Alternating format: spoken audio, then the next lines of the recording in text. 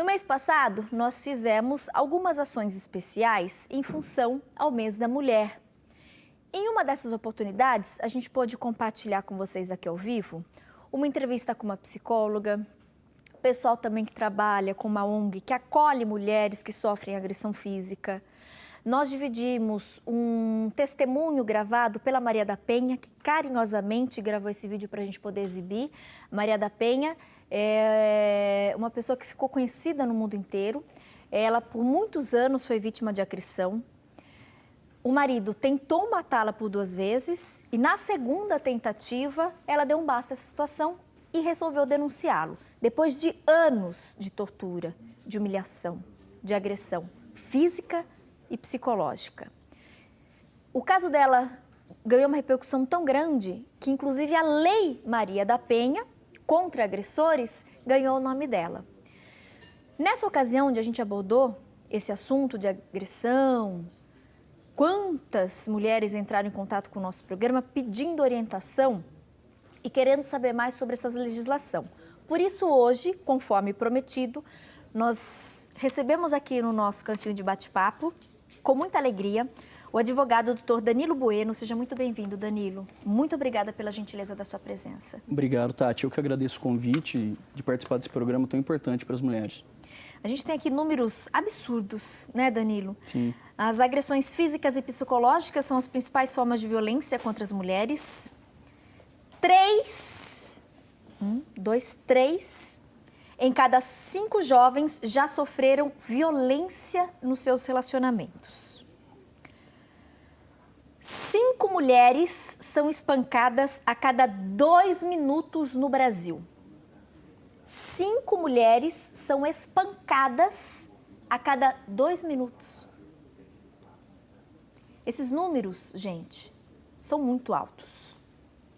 Hoje a gente tem a Lei Maria da Penha, que foi um grande avanço, mas infelizmente esses números ainda são muito assustadores.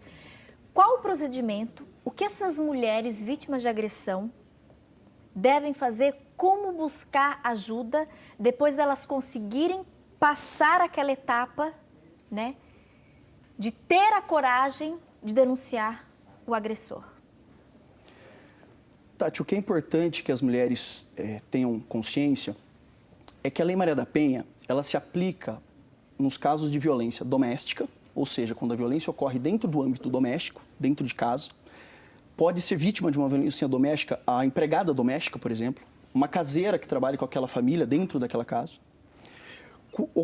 A aplicação da Lei Maria da Penha, quando a violência ocorre no âmbito familiar, muitas vezes os familiares não moram na mesma casa.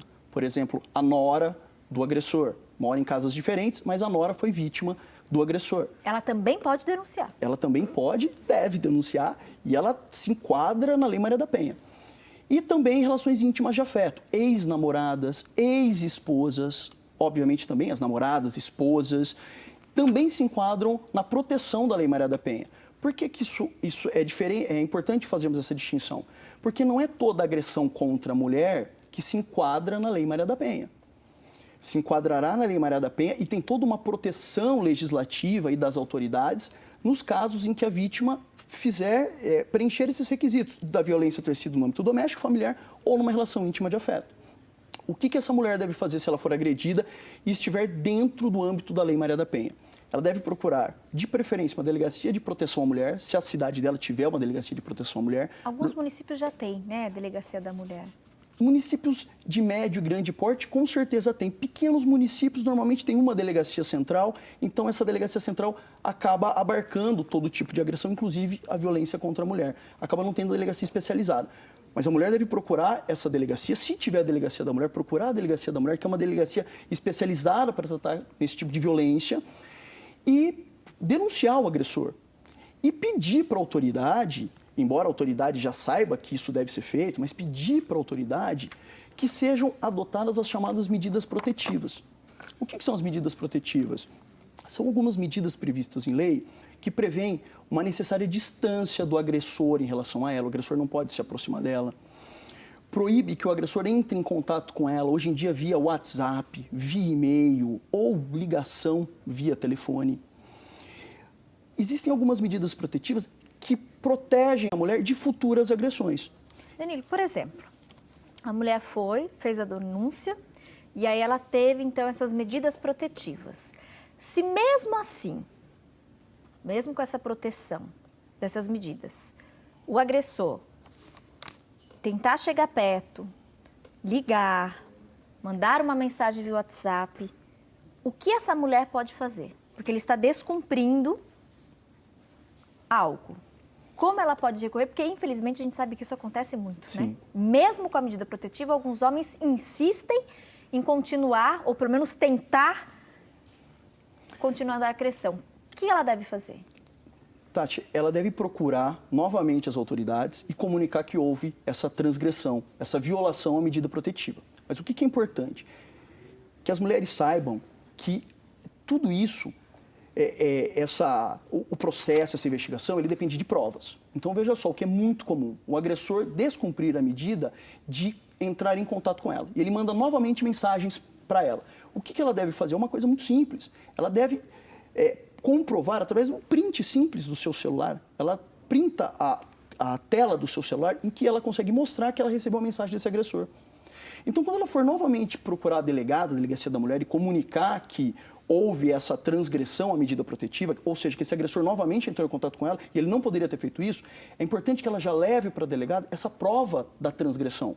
Uma testemunha, uma cópia de uma conversa, de uma mensagem que ele mandou pelo celular. Não Ali, apagar, deixar aquilo no celular e mostrar. Deixar lá, porque ela consegue comprovar que houve a transgressão. Porque tanto na investigação quanto no processo, tudo depende de provas. Então ela precisa comprovar e já ganha tempo, porque ela já leva para a delegada a comprovação de que houve a transgressão. E quais as consequências da transgressão? O juiz vai ou decretar uma prisão preventiva contra esse sujeito, e decreta sim, tá? Decreta sim. Ou, dependendo da transgressão, se ela não for tão veemente, ou seja, ele mandou uma simples mensagem, mas não deveria ter mandado. É diferente dele ir lá na casa dela e ficar tocando a campainha e ficar gritando ou ofendendo-a verbalmente na frente da casa dela. Tudo depende de qual foi a transgressão. Tá.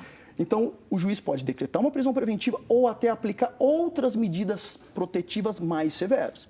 Que se novamente ele transgredir essas novas medidas protetivas, o juiz com certeza vai, por fim, decretar uma prisão preventiva. E ele vai ficar preso.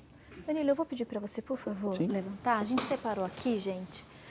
Como eu comentei, são números absurdos, né? Sim. E algumas pessoas falam, Tati, mas não é possível. É possível, gente. É real. Esses números são reais.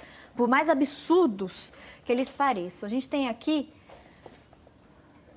as vítimas, né? No nosso país, 66% dos brasileiros presenciaram uma mulher sendo agredida fisicamente ou verbalmente em 2016. Nós temos aqui, gente, 66% significa mais da metade das pessoas ouvidas na pesquisa dizem que já viram, já presenciaram uma mulher sendo agredida. 47% dos homens viram outros homens brigando e se agredindo por causa de ciúmes de uma mulher. 73% acreditam que a violência contra as mulheres aumentou nos últimos 10 anos. 51% viram mulheres sendo abordadas na rua de forma desrespeitosa. Porque às vezes não só agressão física, né? Mas aquele xingamento, aquela agressão verbal. Que isso também já se enquadra na... Constitui uma violência contra a mulher. Constitui violência contra a mulher toda agressão física, uma violência sexual e uma violência de cunho psicológico. Tá? Então, as agressões verbais também constituem uma violência contra a mulher que são protegidas pela Lei Maria da Penha. Perfeito. Nós temos aqui uma outra tela para dividir com vocês. A questão do assédio, né? 40% sofreram assédio, dos mais variados tipos. 36% receberam comentários desrespeitosos ao andar na rua. Isso acontece muito, né? Eu acredito que esse número seja, inclusive, muito maior, sim, porque eles ouviram um número X de pessoas para fazer essa pesquisa, sim, mas com certeza esse número é muito maior, né, doutor? 10,4% foram assediadas fisicamente em transporte público, problema nos ônibus também, infelizmente, é algo que ocorre com muita frequência. 5% das mulheres ouvidas já foram agarradas ou beijadas sem o seu consentimento. O assédio mais grave entre adolescentes e jovens de 16 a 24 anos e entre mulheres negras, né, receberam aqui comentários desrespeitosos. Então, a gente tem a porcentagem das mulheres jovens e também ao lado, gente, reparem embaixo, das mulheres negras. São números muito altos, né? São números muito altos. Infelizmente, é uma questão cultural do nosso país que precisa, mais do que depressa, ser revista.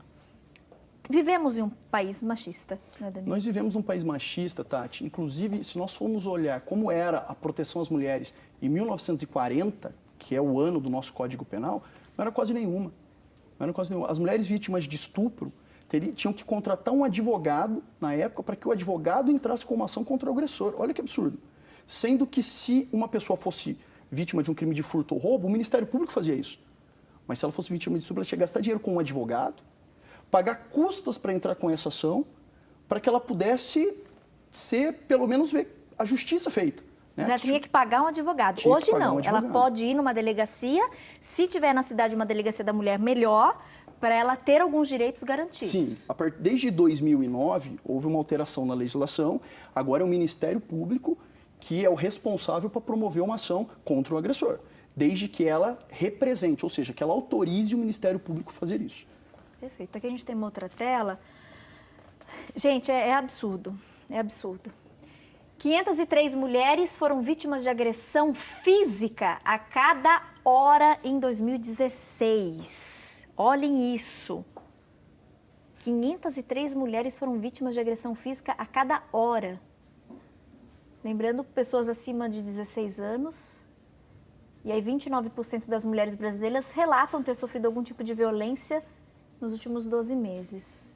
Aqui a gente tem um percentual, né, em relação às mulheres brancas, pardas e pretas, né, as negras.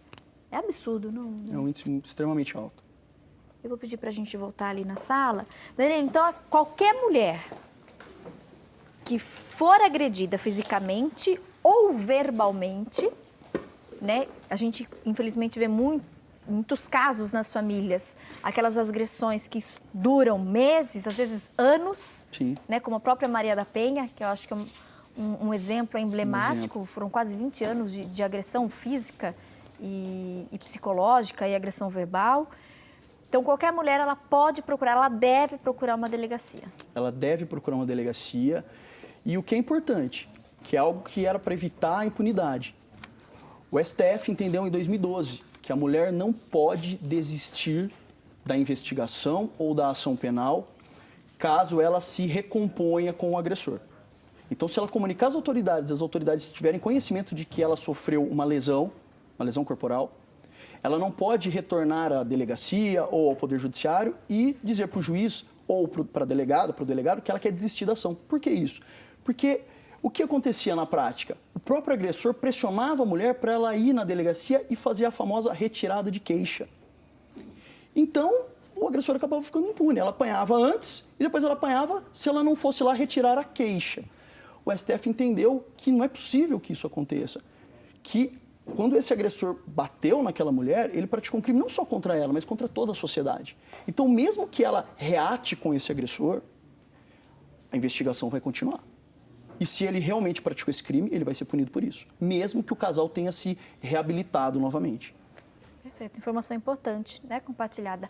Algumas perguntas estão chegando, acabo de ser informada pela nossa direção. No próximo bloco a gente vai responder então a todos os questionamentos. Muitas mulheres pedindo para ter a identidade não divulgada. Claro, nós vamos manter a identidade em sigilo, mas vamos sim passar aqui, né, todas essas situações que vocês passaram para a gente e aí o doutor vai passar as orientações, tá? Próximo bloco a gente continua falando sobre esse assunto que é tão sério. Eu acho que o que a gente está fazendo hoje aqui é muito importante. Muito importante. Né? Prestação de serviço. Volto já, claro. Danilo.